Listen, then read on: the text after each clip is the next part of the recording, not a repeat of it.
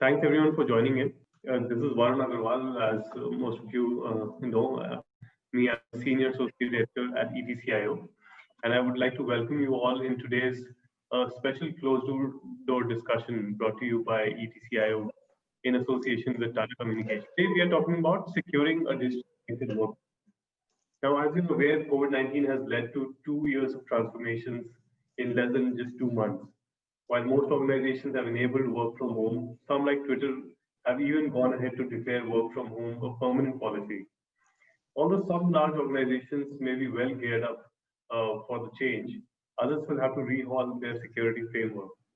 There's a clear increase in security attacks, and therefore, need for cybersecurity exigencies is at an all-time high. So CISOs like yourself need to build, scale, and underline a digital agile foundation as more and more businesses will be done using the digital channels. So in today's discussion, we will talk about the building blocks of zero trust for secure digital workplaces and how you can support digital initiatives with airtight security. Now, let me do a formal round of introductions for our speakers. So, our first speaker of the day is V. Swaminathan, who's the head corporate audit assurance CISO at Godrej Industries. Welcome, Swami. Hi, thank you. Our next speaker is Nitin Gaur, who's the senior director at Omega Healthcare Management Services. Welcome, Nitin. Yeah, hi, good evening, everyone. Our next speaker of the day is Rishi Rajpal, who's the global security leader for Concentrix. Welcome, Rishi. Hi everyone, thank you. Our next speaker is Avinash Prasad, who's the VP and Business Head, Managed Security Services at Tata Communications. Welcome, Avinash. Good evening. Welcome, everyone, and thanks for joining today.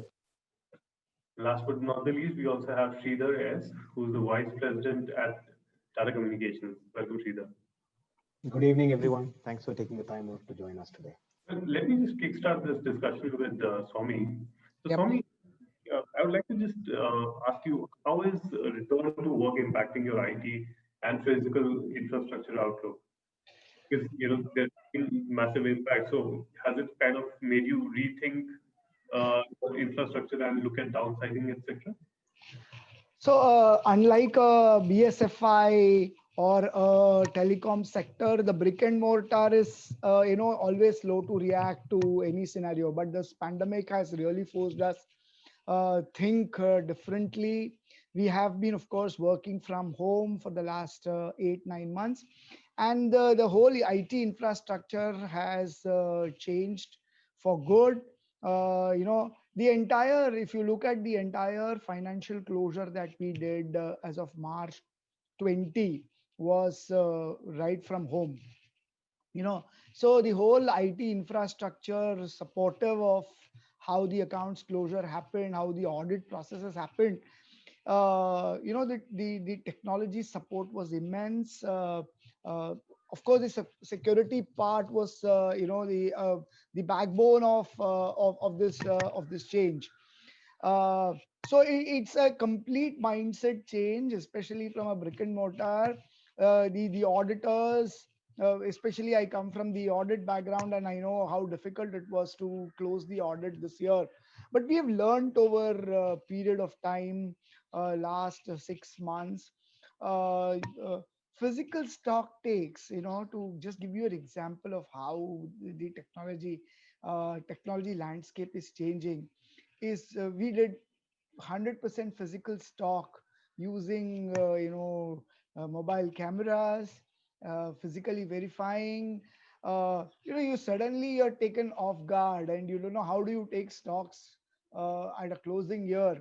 So yes, the whole environment has changed. Security infrastructure has considerably changed. We've worked with employees in terms of securing their home networks, educating them. A lot of work has gone around educating employees in how do you use a secure network, how do you securely access the applications, how do you access SAP. So it's been a roller coaster year, a complete change transformation. And I know in last 7 months we've really come out successfully. in terms of how things have moved in the business. In terms of physical stock taking that you talked about, it must be a big challenge from an audit perspective, right? Of course, it was. It was to initially, everything is not barcoded. So for us to, check, how do you check? The auditors need stock. Physical stock certification is an important aspect of audit. How do you do that? So, you will have to physically fix up a camera there, and you'll have to sit your remote corner, the auditors in one corner, checking the stocks, making sure that we've taken a picture so that we don't count it twice over. Suddenly we'll find up that the stocks have doubled. So you have to make sure that you've not checked the same stock again and again.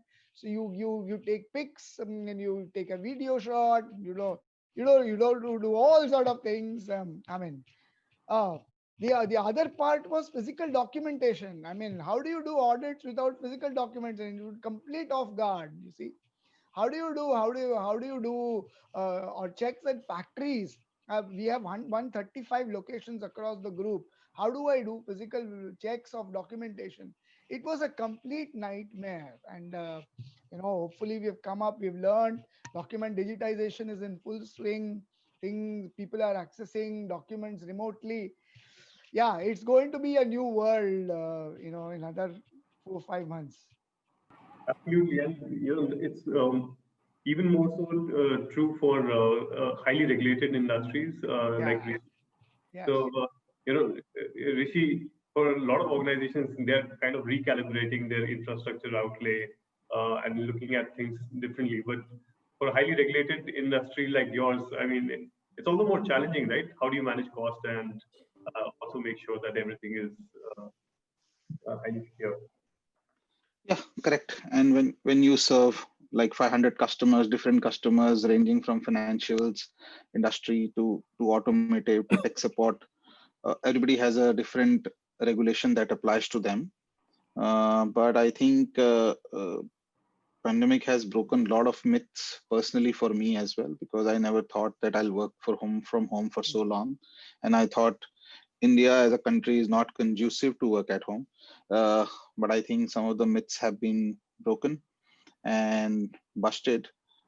And government is really supporting now. I mean, you look at some of the rules that have been modified, and Prime Minister announcing for IT ITES industry, there are no more regulations which apply, and people can work at home. I see this as a strong boom for the country, and I don't see, I mean, bricks and mortar, people who are working from home, all of us coming back to bricks and mortar. I think some of the customers may stay, or some percentage of business will always work at home. And I think we are seeing enhanced productivity from people who are working at home.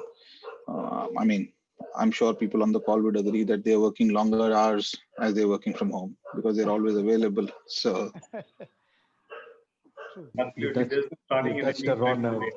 You touched a raw nerve.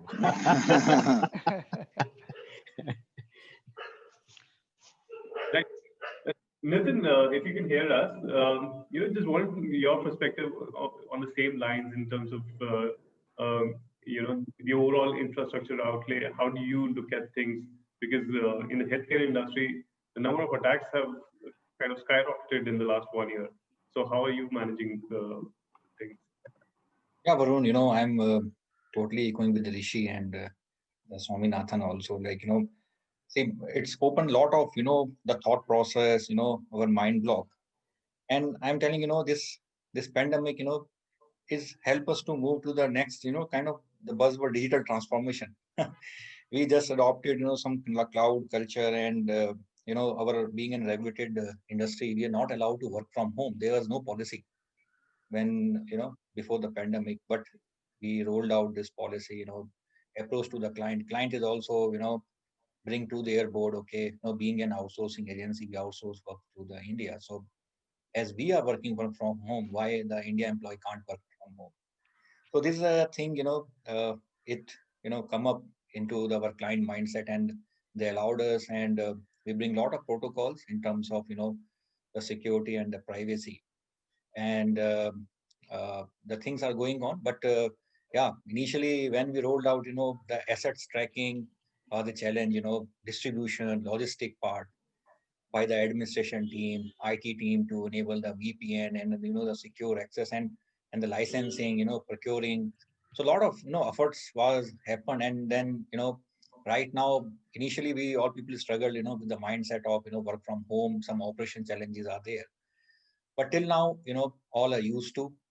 As Rishi correctly said, people earlier working 8 hours, 10 hours, and out of 8 10 hours, they had some break, going outside, having a chit chat, tea breaks. But now, our employees are working on almost 12 to 16 hours. Once the laptop is open 9 o'clock, not to close by the kind of BPO industry, or maybe when you have the global customers, your laptop will be on till night, 12 o'clock, 1 o'clock. Even sometimes I have heard people drop a mail, they're expecting a response, another 15 minutes. If you're not responding, they felt you are away from the system, or maybe you're outside. So, Absolutely. but definitely, it's bring a lot of thought process, and maybe as we said, it will be a continue mode as the government relax from the OSP compliance. Everyone is thinking, can we bring a model of 60%, 40% workforce model, or maybe, and which clients having a more conscious about the security, or maybe you're handling very confidential part. So that we can be operate from the office, and the rest of the team can work from home with the required protocol and the security and the compliance requirement. And that's a pretty tricky thing, right? Because the kind of security regulations that are coming in place, not just in India, but globally, they're changing quite rapidly, and just adapting to them, understanding what's going on is getting increasingly challenging. Sridhar, I'm sure you would understand this. You not only have to worry about the regulations, you also have to make sure that you're connected to your clients, serving them 24/7, and making sure that you have answers to all the right answers to all the questions. So, yeah, how challenging is the situation, for a vendor like yours? I think well, it's a good point you're making. I think we passed through almost 2 or 3 stages of this development, if I may call, in the last within 8 months, what we would have otherwise gone through in maybe 2+ years. Right? It was initially a scramble to put together the enablement infrastructure to let the customers have the work from home execution, with all the people being able to connect. Now, the good news is technology has always existed, but have we utilized it to the full? It was always like, okay, I'll first enable this and I will add that later on. Now that gap which existed, I think, got covered in the first phase. The next phase was about regularizing this and ensuring that whatever quick fix solutions that we had are addressed. That meant that we had to look at, uh, I would say, regularizing and ensuring the compliances and ensuring the security requirement for each and every user and each and every connectivity point, and every aspect of your infrastructure was covered. So that phase was about rapid adoption of this and catching up on what we missed otherwise. And now I think the conversations are completely changing from our customers, and it's almost as if we have leaped into the future. About when we are doing something, the first question is, are we enabling it in parallel? Second, in this stage, I think we are talking about concurrently whether we are enabling the digital infrastructure along with the physical infrastructure. Are we enabling all kinds of the parameters that were required for work from home? Are we enabling anytime, anywhere, from any device for any length of time connectivity? And that today is posing a set of questions, as well as exposing a few chinks in the armor on what existed so far, and probably what we need to do, because technology has always existed. And I think personally for me, technology doesn't scare me, but the usage of technology does. And I think that's really where today the challenge is posed in front of us. That's an important aspect. Technology doesn't scare people; it's more of the usage. Avinash, a lot of people are moving to the cloud, and of course, that's a good news for you because you offer cloud services. But at the same time, is it also scary for you the way people end up using it and create challenges for themselves? Yeah, very interesting conversation so far. So thanks for all these points of view. What I wanted to do was lead into this response by, picking on some of the threads, right? So that have already been raised. Number one is what it means. There was this We got a human perspective also of what it means to work from home, how to keep up with things, just the resetting of expectations of what is possible or not possible. It's not that all infrastructure problems have gone away, but still we are able to make it work. From there, now we are looking at making it better. So that's one part of the story, that from just making it work to making it better. Number two is, of course, managing the balance of where does office lie, where does work stop, where does home begin, where does personal time begin, and all that. So that has always been the case. Third, an important interesting thing was that there's kind of a little bit of opening up of the some of the regulatory pressures that were there, and the OSP regulation had its own expectations. There was a process underlying it, and all of that. So that has also kind of been, the government has simplified that, which means they took cognizance of it and moved pretty fast, right? In a matter of months, moved into, DOT said that, okay, this is what we want to do, with a lot of industry consultation, and we were actively involved in that. So I think from here is where we are looking at the next phase. It's not that the cloud was not being used, coming to your question now, Varun, right? In terms of as a service, right? What we are seeing, especially from a Tatacom standpoint, is that the way what was understood as infrastructure, and infrastructure in so many ways was linked to a physical stack, to a data center, the way that is being, kind of truly, made virtualized and cloudified is something that we are seeing, into which the requirement of, a lot of flexible working, a lot of, making things more efficient is coming in, and replacement of a physical process with digital process. That's a great example from Swami. The, it can be painful, but you can replace, and then later on do it in a more seamless and smooth manner of how you replace a physical process with a virtual process. So that's kind of one thing which is going on. But what that means is, the thought process that we are seeing customers, and especially the options that technology provides, the various models that we have, is not just the cloud, which gives us infra as a service or application as a service, your IaaS and SaaS models, but security as a service, network as a service. That's where we are seeing, that you can truly, in some ways unshackle the limitations of, this is my capacity, this is my infrastructure, and without naming vendors, our favorite networking vendor takes 8 weeks to ship a router, and all of that. So from there, moving to as a service model is something which is coming in, that's coming in a very real manner. And the second thing is that there are the technology innovation is also creating a bridge between these, meaning that the thinking around security, the thinking around cloud, and the thinking around network need not be siloed. One can look at the service model, which can help combine and kind of blend in the benefits of, as you are moving towards IaaS or SaaS, can security come in with that? Can it be a reasonable security model be tied to the way you utilize the platform? So these are some of the opportunities that we are seeing, and this is where we also believe is the space for us to innovate and truly work with our customers to help them move up on this digital journey, which there was a pressure and there was various reasons why it has started, but the way it has accelerated now is where we want to work. So the opportunity as 2021 comes upon us is, for me, is huge in that as a service space. So yeah, it's all about going in with your eyes open, and instead of being scared, there's lots of benefits out there. That's how I see it. Absolutely. Let's try and understand how the security community here sees it as a challenge or a opportunity. So, Swami, starting from you, I mean, the challenges are clearly there in terms of the increased attack surface. You have now a lot more devices, mostly private devices that people are using. The attack surface has increased, and it's not just the devices, it's the routers and other private networking that's happening. Just to manage all that is becoming challenging. So a lot of people are moving to the cloud just to make sure they manage things better. How do you see this as an opportunity or a threat? Yep. Certainly, cloud is a huge opportunity, but The only deterrent factor is the cost associated with it.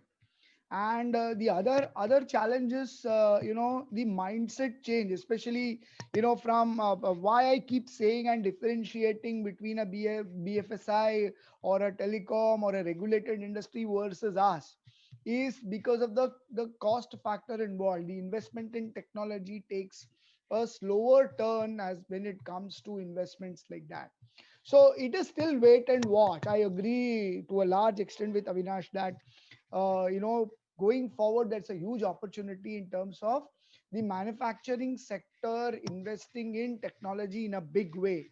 But it's going to be managed services, it's going to be managed security, managed network, because there is a cost component associated with it, and we'll have to balance those costs. And those are huge opportunities as I see we move forward, because we will not be able to kind of invest in technologies which a banking or a financial sector invests, because there's money involved for them. For me, of course, there is money involved, but it's not as critical as a banking sector and a regulated sector is. Therefore, we'll have to balance between a data center, a hardcore investment in physical infrastructure versus a cloud-based infrastructure, and what will optimally balance that. And that is going to be a that's clear a boardroom discussion today. We are, first there is a lot of education right from the top. We'll have to do a lot of convincing in terms of the kind of investment that we'll get into. Also, we'll have to prioritize it. It is not that tomorrow I will switch on to a cloud and all my infrastructure will get into a cloud. It is going to be a slow journey, and but it will be a steady journey. So it will have to be prioritized over what will move to a cloud, what are critical infrastructure components that will go, the data requirement components that will get into the cloud, and what will follow next. So those are discussions that are happening, but in another 5 6 months time there will be, as I clearly see, a significant amount of investment that will get into cloud infrastructure for critical data requirements and data needs. I think that's an important point, and I'll let Sridhar respond to that. So Sridhar, Swami is talking about the challenges in terms of managing the cost for unregulated industries, because obviously banks have a mandate; they have to spend X amount on security, and they have specific protocols to follow. But for an unregulated industry, just to convince the management, although management is more aware than before, convincing them over the set costs and breaking that perception, or maybe just convincing that okay, this new investment maybe is not a big one and has some value. I think it's a very good point. I totally agree with Swami.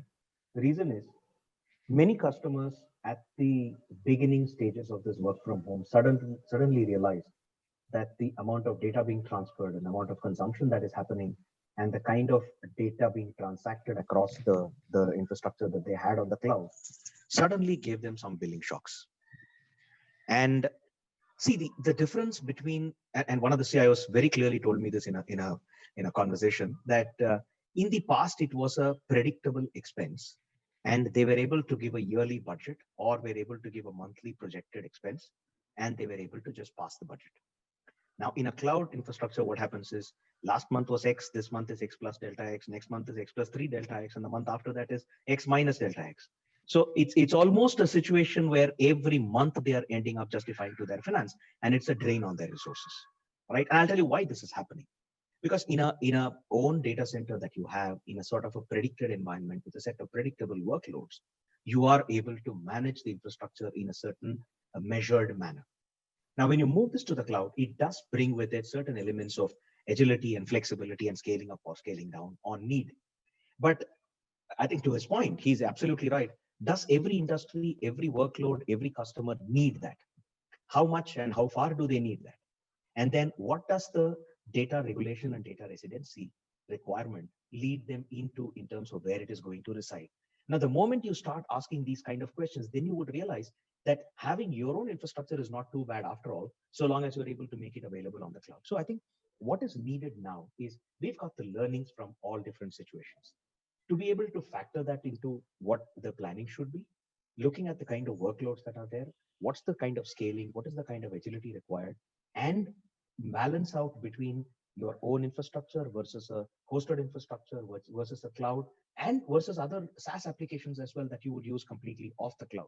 The right kind of balance is required to be able to bring the optimal balance in your expenditure for your budgets. And I totally agree with him. It requires a little bit of consultation, and we hope that people like us would be able to provide that kind of a guidance and support to them. Just like, if I may interrupt a little, Please. the biggest challenge that we faced during this pandemic was not the availability of, and we most CISOs expected that it will be a technology challenge in terms of network availability.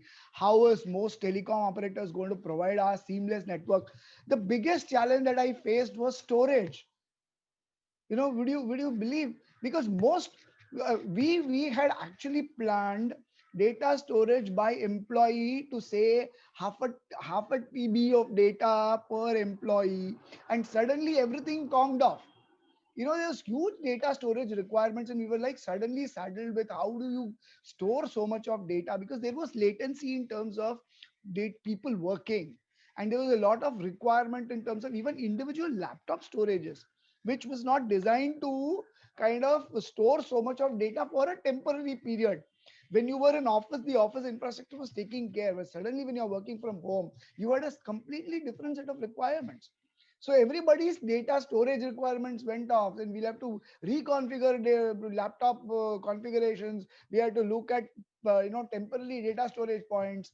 We had to look at security infrastructure for those data storage points. So it was a completely different set of challenges that we faced. We never thought that it would lead to that. So you don't know what kind of issues come up like this in this kind of a situation. Let me actually ask this to Rishi and Nitin. So, Swami said that regulated industry works very differently from a non-regulated industry. So, convincing over cost is more challenging for a non-regulated industry. But how's the situation for you? And have you actually been able to devise a way to uh, showcase a clear ROI for these fresh investments to the management? Yeah, so we have highly regulated clients across the world, and we do service them from different geographies.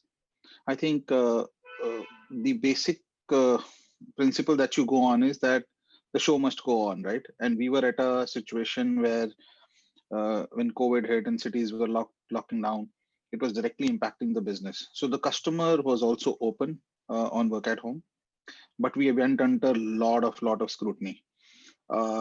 That what kind of controls you have on the endpoint, and what kind of reporting customer will see week on week basis. There were weekly reports established, strong cadence from customer security side, our security side. Will we be able to give some visibility to our customers? What is our security posture for their customers? Those were some of the concerns. Having said that, one aspect we all missed out was physical security.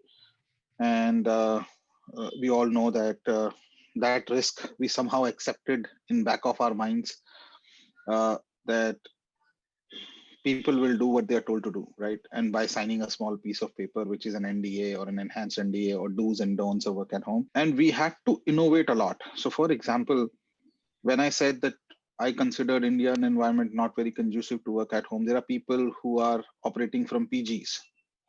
There are multiple people staying in the same room, maybe having different jobs, right? We had to come out with a AI-based noise cancellation software, which would kill incoming and outgoing noise from the headset. Okay. Then we and there were so many things happened on the fly that we had to find solutions and deploy it to make sure that business is operational. But to answer your questions, did regulated customers? Yes, we do serve banking and insurance. We had a very granular conversations before they could approve work at home, right? Even some customers took a hit for a few days that they may not be operational. They will run with chatbots. They will run with different channels of customer engagement than voice. But I still feel voice is predominantly a big channel and human to human interaction still holds the key today. Absolutely. Nathan, Rishi brought in an interesting point. So there are a lot of new solutions you had to just deploy on the fly just to make sure that business is running as usual, uh, along with already increased attack surface that also creates new challenges in terms of how you're managing the newly deployed apps. So how are you dealing with this situation of this rapidly changing security environment within the extended enterprise? Yeah, Varun, there is always requirement from our clients, to maintain the clean room environment. So what is a clean room like? Uh, you are sitting, at the corner, or like, for example, in the office, we have the kind of concept of the cabins, people has to work in the cabins. And if you're working for the X client, you are not allowed to see the Y client data. Or if you are working with the X team client of team, you have to be discussed with your team member only. And you're not allowed to have the cell phone, you're not allowed to have the notepad, writing pad, any kind of stuff in the office environment. So when the pandemic happened, this was the challenge for us to how to maintain the clean room environment requirement from the clients, and what kind of the controls we can put, while distributing. We also have the voice-based, non-voice-based processes are there. Even, the non-voice-based process, they are working on some kind of, the medical charts or the patients, their diagnose and the treatment. A lot of the PDFs are there and they have to analyze it. In the office, they have a 21-inch monitor, dual monitor. But when the pandemic happened, to ship, have the dual monitor at home, the electricity challenge, the bandwidth challenge, you can't have the similar kind of environment what you have in the office at the home. People not having the desk, they're not having the chair also. They are sitting now, as Rishi mentioned, they are into the PG environment. I'm telling in the users also not having the dedicated workspace environment at the home. I'm occupying my chair, my daughter's chair. So that's what everyone face this kind of challenge. How to get the kind of clean room environment, or maybe have a dedicated workspace. So this is the one challenge we all of us faced while enabling the work from home for the employees. We then the telecom is the challenge. None of the people are struggling with the bandwidth. Then we enable the VPN access, and now we ensure into the endpoints. While distributing, we set up some kind of baseline. The patching updates, system has to be patched up. You should not allow to have the admin privilege. And then we install web proxy environment, how to control the internet. DLP is installed, and the encryption. So the encryption is the requirement once you're working from home. So earlier we not have the encryption license, so full hard disk encryption license we purchase, we deployed on all the laptops. Then the next challenge is the continuous monitoring. How to monitor these endpoints once you distribute at the home. How you're going to monitor? You're not having the monitoring tools. Then the other challenge become kind of the operational the monitoring.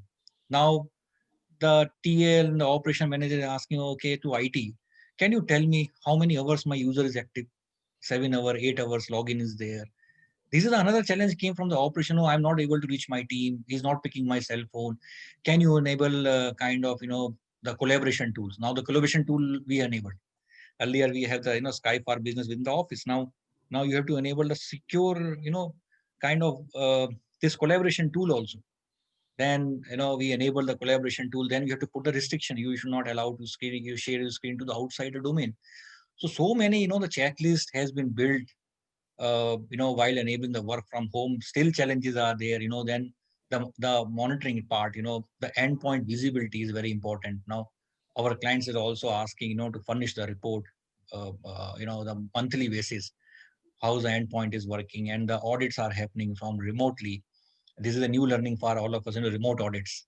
Even the client is also doing remote audits. My entire SOC audit service organization controls SOC 1 type 2, SOC 2 type 2, and now we are into journey of HITRUST. And then, all these audits are conducting remotely now. This is a new learning. To do the audit remotely also challenge. Some clients are asking, okay, can you share me your screen? I want to see what is in your desktops. then you have to patch up, coordinate. So many things are happening, but things are going to stable mode. But second phase, to have the permanent work from home, that is a thought process everyone is having. Can we do 40-60%? Okay, if you are going to do permanent work from home, how you are going to showcase to your clients? Okay, the person is working within a time limit and into the secure environments. Then we procure some couple of tools also. The kind of like um, enabling the productivity. At a time, what the users are visiting, which websites, or any challenges is there, how they can communicate to team lead is able to manage their team now. TL is monitoring, okay, when my users log in, log out, chat is enabled. So a lot of collaboration is important. So we are working on it, so many other things, but this is the upcoming challenge, how you are making to the permanent work from home, considering the the infra part, dual inch monitor, 21-inch, people not having the workspace. These are the end user challenges are there. And definitely the telecom is important part. The OSP is relaxed. Now a lot of modes are coming. Okay, how you enabling going to be enable the voice based systems and the recording retention, other challenges as being the regulatory industry are facing. I'm sorry for some background noise if you're able to hear something on my end. Um, Avinash, I wanted to just take this conversation forward and try and understand that how do you see the blending of capabilities around user productivity, connectivity, and efficiency, along with threat management and security controls? Because we've talked about a lot of challenges, and we have to at the same time look at how to integrate security to make sure that everything's running smoothly. Yeah, that's, I think it's a very relevant point and an important aspect of today's conversation. The way it's developing right now and the way the situation is emerging is that um, security obviously had a certain underlying practices and all that in terms of what an enterprise security model look like, how various defense layers had been built. So there's a rethink clearly needed for that. Whatever maybe the percentage of ubiquitous access or borderless workplace that you set up for 30%, 40%, 50%, 70% people. Some organizations want to go to 90%, whatever that might be, right? The model still has to exist for supporting those number of people. We also heard interesting points being made. For example, Rishi talked about the fact that can you do something intelligently and smartly for noise reduction? Because it is true that in our environment, there's some noise which would be there and it tends to disrupt. So is there something that can be brought in from a technology approach perspective, etc., that can resolve that? Productivity, it is also true that in a it's like being I'm sure the kids are going through it also, right? Being at school versus you could be joining it while you're lying in bed, you could be joining your class, and doing all of that, and that's not, I'm sure, what the teacher wants, but all right. So it is also important that productivity is a very nuanced thing, in such an environment. How do you look at that? So what can tools do for that is the question, right? There's a practice of security, but can we somewhere harmonize the thinking around making it more seamless, bit more user friendly, knowing the environment will not be set up exactly like a workplace, right? And some people will be more fortunate to have a dedicated workplace and all that space in their home. Some will not. So what we are seeing now is a layering of security. But as we, for example, practice security, what does security do, right? What are we doing today? We could be inspecting, the traffic. We could be looking at customer behavior, user behavior. We could be looking at, the processes that are running on the endpoint. There could be a variety of things that we could be doing as, security analytics and those approaches are there. We are looking at, and we have worked with today organizations already, especially IT and ITES organizations, in terms of using some of those capabilities to provide metrics which are relevant for the other issues that we just spoke about, which are hygiene issues, which are productivity issues, which are enablement issues, all these three types of issues, to take you to 50% more in terms of being able to work from home. So we are seeing that there has to be that level of more holistic thinking around the customer a situation, that environment, and being able to look at what are some of those enabling features, etc. For example, secure internet usage is something that we have provided for a long time as a solution to our customers, so that every time there's an internet breakout, anybody who was going out onto the internet, there was a cloud-based proxy which would guide and control the behavior of what they were doing on the internet, right? This thing. But productivity is a much more nuanced thing. What else can you allow your employee to look at while they are at work, right? Even basic things like whether they should look at their email or not, YouTube or not. Many of us for work reasons today have to look at YouTube. There is a lot of content out there which is useful from a work perspective also, if you want to look at. So that's where I think that there is capability. The way we are looking at cloud traffic flows, the way we are looking at user behavior, and other kinds of where the connectivity is going, what are the patterns, and with the modern workplace getting shaped up, there's a lot of metrics which can be derived even from that, because most of the organizations, let's say, are using Microsoft Stack from a workplace standpoint. The metrics that can be derived from there and then merged into your security examination as well as other kinds of productivity examination is, I think, there. One of the key things, though, I would say is that it's something that one needs to keep up with, and that's where a SOC by nature is something which is looked at things 24/7. So one can make that a bit more contiguous with other elements of monitoring, of tracking and reporting that needs to be done. So SOC is not just looking at security incidents, but you add in maybe a help desk team or something else which is facilitating other issues which relate to solving the other challenges that we spoke about, and at the same time leverage the technology platforms that are available.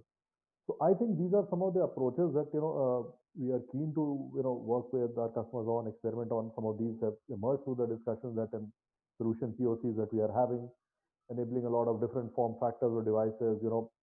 Saying that, okay, my user, I don't want to force them to use our own device. Let them use whatever kind of device that they have. Surface, Chromebook, you name it, not just a standard laptop, and we'll all get all of that going. So I think that's where there needs to be a solution approach, and there needs to be facilitation, and we can make it very effective from both parties' perspective, from the end user perspective also, the employee or the whoever is connecting on the other side, and as well as from the business standpoint. Thanks, Avinash. Let me just ask a quick question to everyone. We've all been hit by cyber attacks in the past 1 year, whether we like to admit or not. Can you guys share what kind of experience you had and how you mitigated with whatever details you'd like to talk about? So as far as we were concerned, the maximum of phishing attacks that were on our traffic, uh, you know, uh, some emails sent out saying I am in distress, please send me money urgently.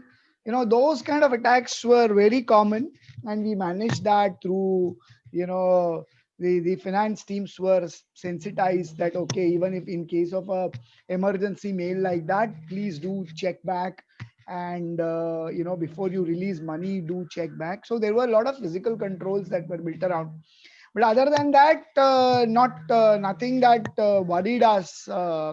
Yes, but there was no unregulated traffic on the network which had to be monitored through SOC to clearly understand what kind of people are getting into the system. So those were challenges that we had.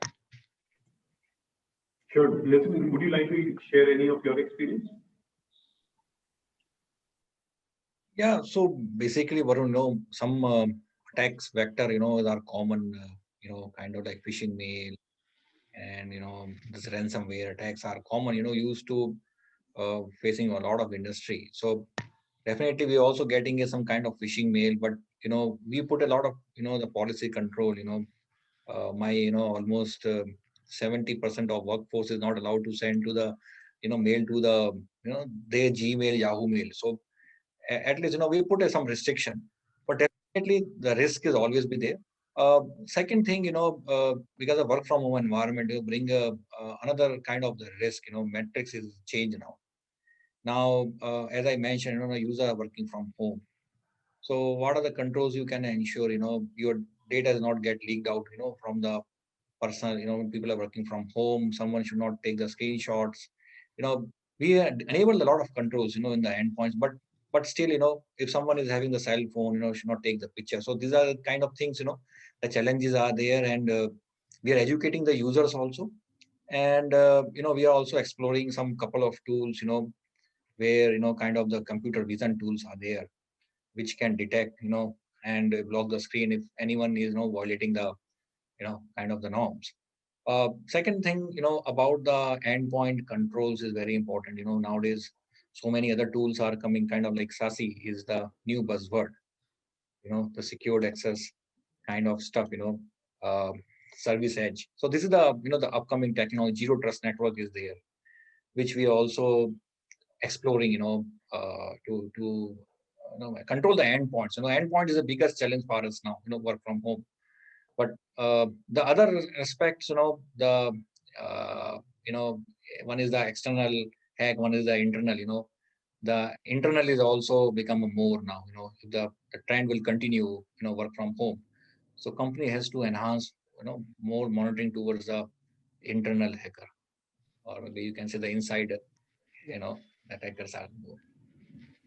Internal controls are becoming more challenging than. Yeah. So especially for our kind of industry, this is a bigger challenge. Especially, see, how do we protect R&D data? How do we protect marketing new launch data? What? So those are. I agree with Nitin that the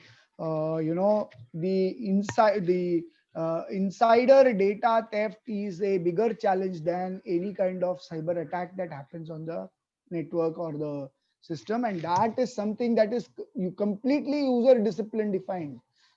Any amount of technology, we are at wits end in any kind of technology. If you have to just capture an R&D formulation through your mobile phone, at least in my office network, I would have controls in place that if you send out I my data security team would catch it. But how do you do it in a home atmosphere, in your home network?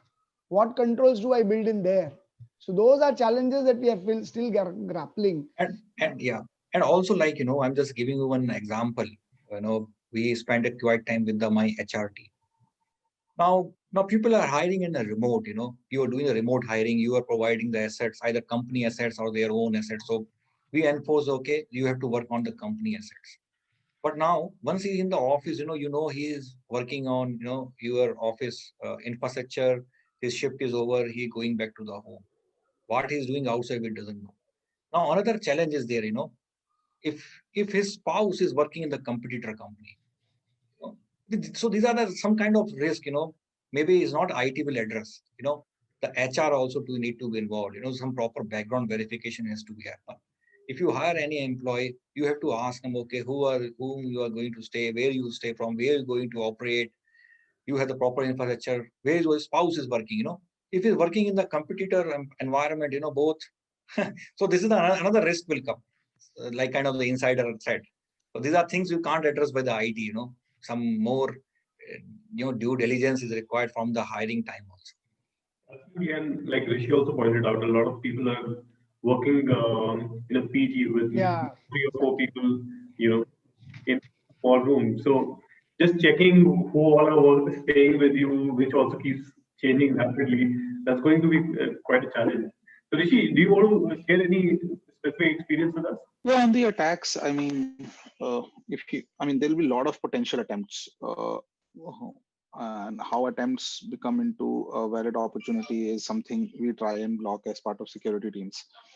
And as everybody is covered, we do see phishing attack, we do see phishing attacks, we do get SMSs, and everybody is after. And primarily that it can be because it can be targeted, or it can be targeted to one of your customers. And one of the important vector, I can tell you, people who serve third party or large companies, because we connect to their networks, we blindly trust.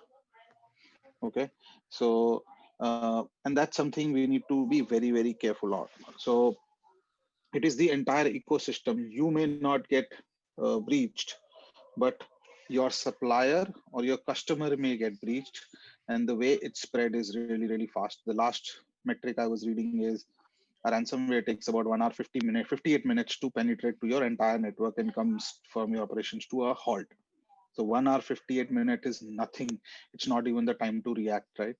So I think it is a complete ecosystem which needs to be checked, whether it's your third-party suppliers or your customers. Keep a very, very close watch, and as a due diligent supplier or a customer, it is our duty to inform the chain that I have a problem, so that people can take respective actions. I think that's a key aspect of trust, and we started the conversation from talking about zero trust. And I see that a lot of companies talk about zero trust, but general feedback is it's still early in the game, and people are still trying to understand how to implement it. The same goes for SASE. So, what is your view on going as in approaching zero trust and SASE kind of an architecture? Varun, I just want to add, to this question to Sridhar also. Now, Yeah. being an end user customer, a lot of market players are there, technology. Everyone is claiming I am the best. Everyone is claiming I'm zero trust network. A lot of concepts are coming. Even the SASE has come. So what is the suggestion, from the Tata Communication, how to choose the right partner, Everyone say you do the POC, you see your business case. But I'm telling you, if you are doing some kind of, kind of red teaming or the other kind of stuff, the attack and breach simulation, without this, these OEMs are not there, other third party. I'm telling you, some of the things you found okay, the endpoints are not able to prevent the ransomware attacks, my email gateway is failed.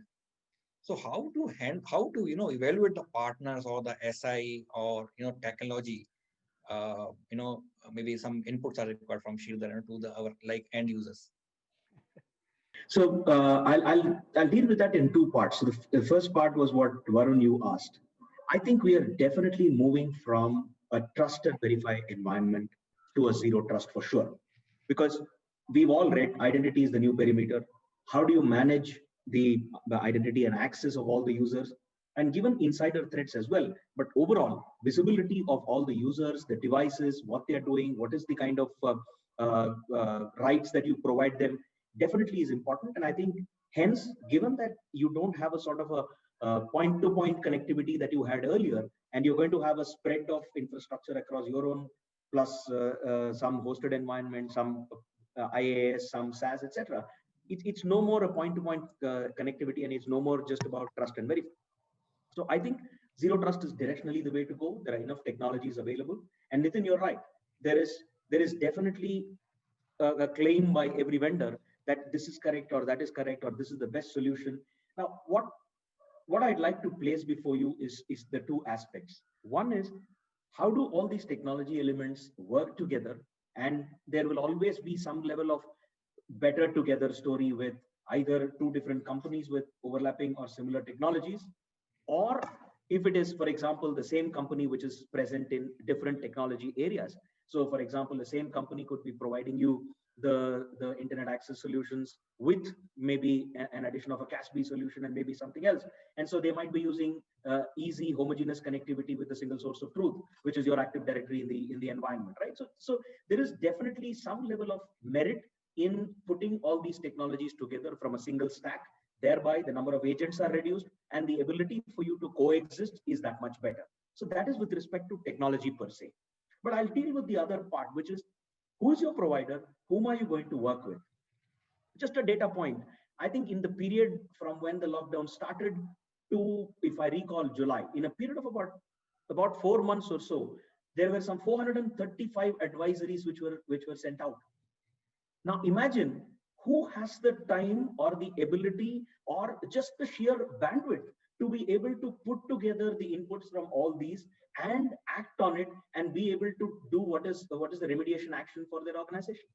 So what is needed is for you to understand all these advisories and bring it into the right context in terms of the emerging as well as the ongoing threats, and helping maybe your EDR or helping maybe the technologies that you have to identify what are the actual exploits that are happening. And then the second part is, how do you structure your response in a manner in which you do it in a shortest possible time? And how do you build the safeguards so and the remediation actions, so that when it recurs in the future, you are adequately well equipped to be able to handle that. And that is where the capability of the provider becomes extremely important, because there are a lot of data artifacts available from both structured and unstructured inputs, from the devices that you have, from the random incidents that are happening, and from public domain available data, as well as from the sources whom probably the providers like us would be working with.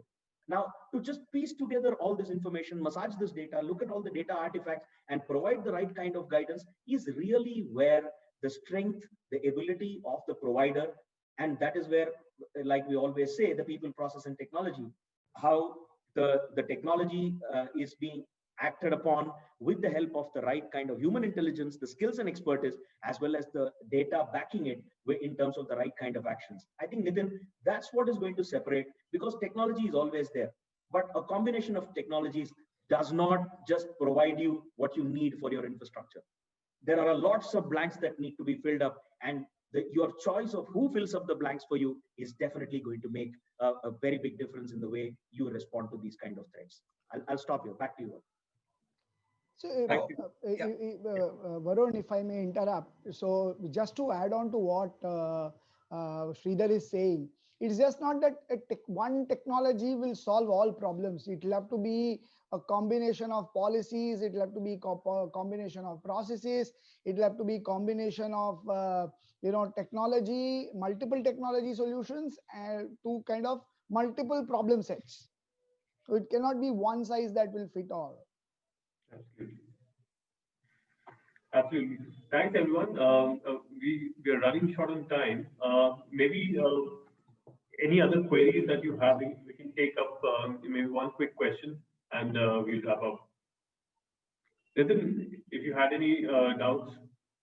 No, nothing, Varun. Thank you. Sure. I actually just wanted to understand from Sridhar and from Swami and Nitin.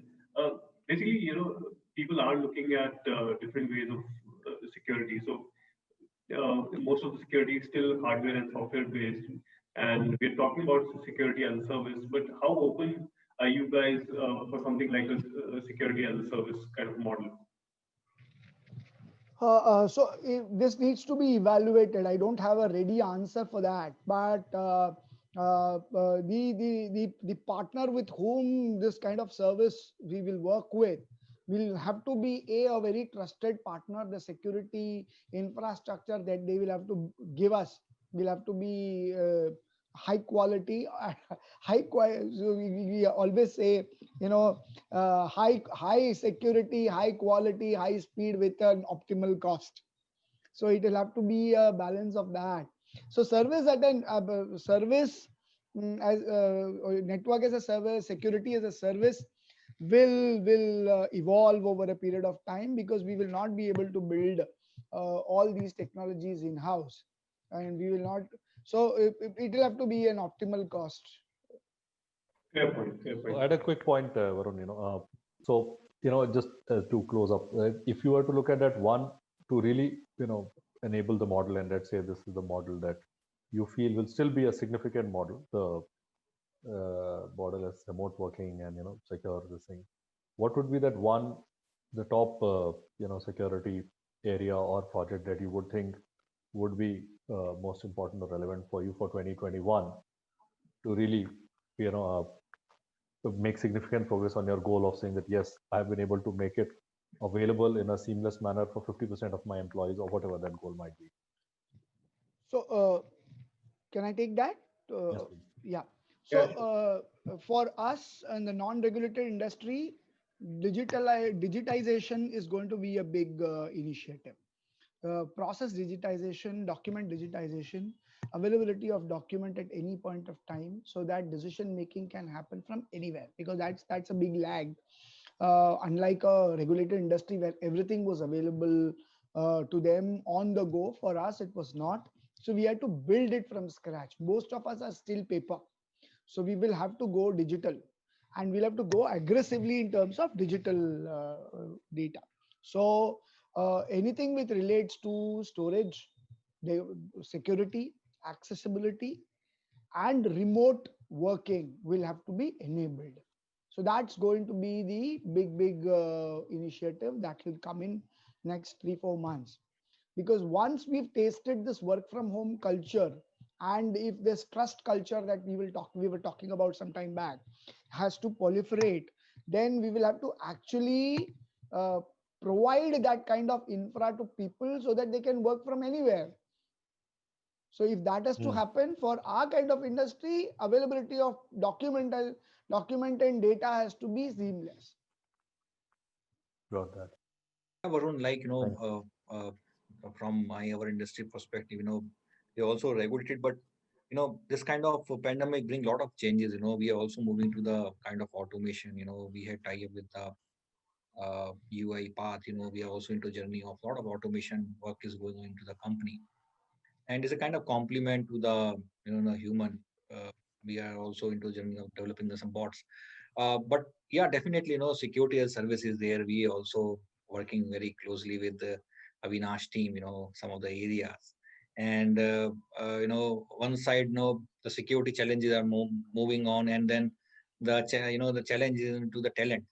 You can't have the everything, in your team, one side doing the red teaming and the blue teaming, or maybe, continuous monitoring. So definitely you should have a trusted advisor and the partner who can help you on the proactive manner. Like, if any challenges are happening in industry, the partner should come up, upfront to you. Okay, these are challenges other industry facing. Maybe you are maybe also facing, but you don't know. Or maybe, any threat advisories are there. Yeah, I also to be monitored. The biggest challenge now in the work from home environment, how you're going to monitor the employees, the endpoints. So that's a biggest thing, from the compliance perspective.